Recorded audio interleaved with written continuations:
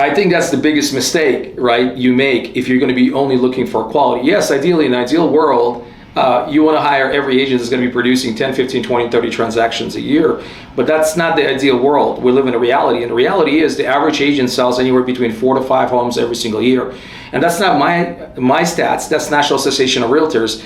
I read a post a couple of days ago, year to date, and we're in September 2022, from National Association of Realtors, 92% of the agents did less than 4 transactions year to date. Only 8% did more than 4 transactions. Like most of the agents that you're going to be attracting, and by the way, most of the brokerages have, it's not about the quality, it's about the quantity, right? I interviewed agents that I felt like they're going to have this amazing potential. They're going to kill it. They're going to crush it. They're going to sell lots of homes. And they were complete, utter disasters. They were duds. Nothing came out of it. But I also had agents that I felt like, man, they need a lot of help. I don't know if they're going to be able to do it or hack it in our industry. I don't think they're going to be able to present their value proposition to the sellers and the buyers. And guess what?